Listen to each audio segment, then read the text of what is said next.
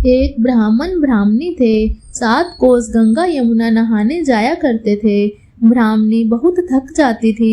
एक दिन बोली, कोई बेटा होता तो बहू आती, घर में खाना बना हुआ मिलता, कपड़े धुले हुए मिलते। ब्राह्मण बोला, तूने बड़ी बात कही, ला मैं तेरे लिए बहू ला देता हूँ। एक पोटली में चून बांध दे, उसमें थोड़ी सी मोहर और असरफी डाल दे। उसने पोटली बांध दी। ब्राह्मण चल दिया। कुछ दूर पर यमुना जी के किनारे लड़कियां अपने अपने मिट्टी के घर बनाकर खेल रही थी। उनमें से एक बोली, मैं तो अपना घर नहीं बिगाड़ती, मुझे तो रहने को चाहिए। ब्राह्मण को वही लड़की मन भा गई।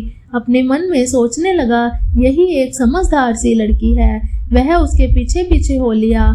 जब वह घर पहुंचा तो बोला, बेटी मैं भूखा हूँ, अपनी माँ से पूछ ले, मेरी 4 रोटी पो दोगी क्या?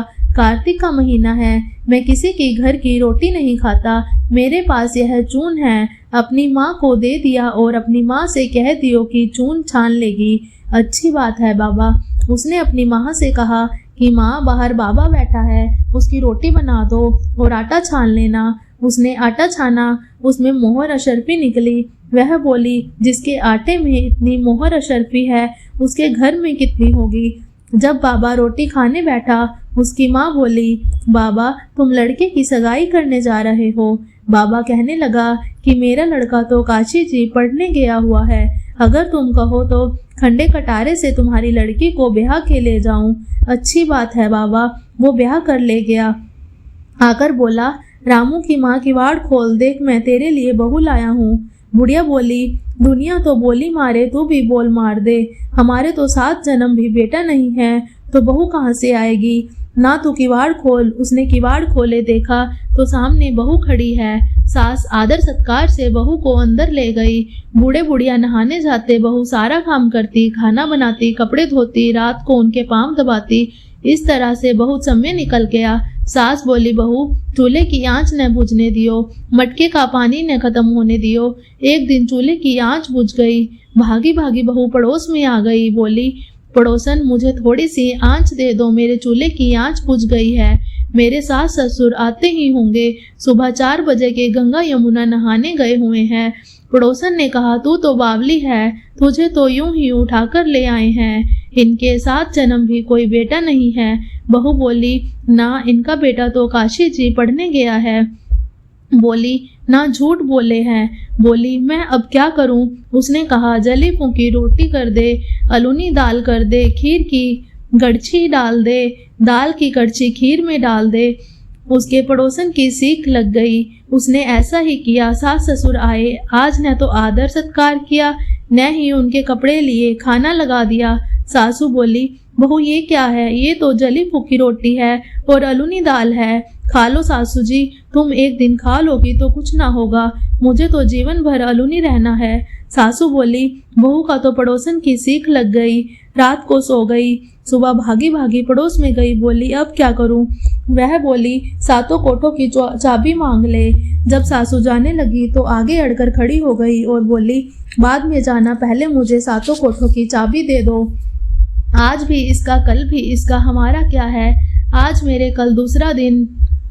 पीछे से बहू ने कोठे खोल के देखे। किसी में अन्न, किसी में धन, किसी में बर्तन, किसी में कपड़े की अटूट भंडार भरे पड़े हैं। 7वां कोठा खोल के देखा, उसमें गणेश, लक्ष्मी, पीपल, पथवारी, कार्तिक के ठाकुर, राई दामोदर, तुलसा जी का बिड़ला, 36 करोड़ देवी देवता विराजमान हैं। गंगा यमुना बह रही है। तिलक थप्पे लगाए चौकी पर बैठा एक लड़का माला जप रहा है। बोली, तू कौन है? मैं तेरा पति हूँ, किवाड़ बंद कर दे, मेरे माँ बाप आ जाएंगे जब खोलियो। अब तो बहू बहुत खुश हुई। 36 प्रकार के भोजन बनाए, 16 श्रृंगार किया, रांची मांची डोले। सास ससुर आए, बड़े प्यार से उनसे बात की, उनके कपड़े धोए, खाना खिलाया। बूढ़ा बोला, बहू तू तो धन देख के राजी हो गई।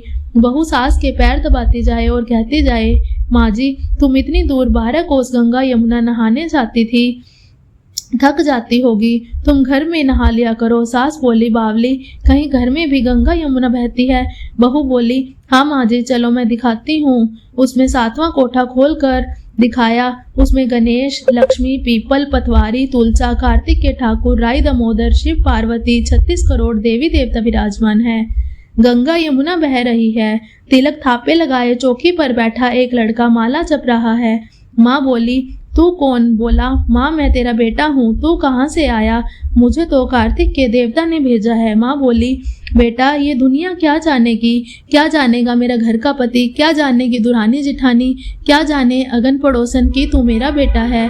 उसने पंडित से पूछा तो वह बोला, परली पार पे बहू बेटा खड़े हो, इस पार बुढ़िया खड़ी हो, चाम की अंगिया पहने हो, छाती में से दूध की धार निकले, बेटे की दाढ़ी मूछ भीग गई, पवन पानी से बहू बेटे का गठजोड़ा बंध गया। ब्राह्मण ब्राह्मणी बहुत खुश हुए। हे कार्तिक के ठाकुर, राई दामोदर कृष्ण भगवान, जैसे उसे बहू बेटा दिए वैसे सबको दियो, जैसे उसकी इच्छा पूरी करी वैसे सबको करियो।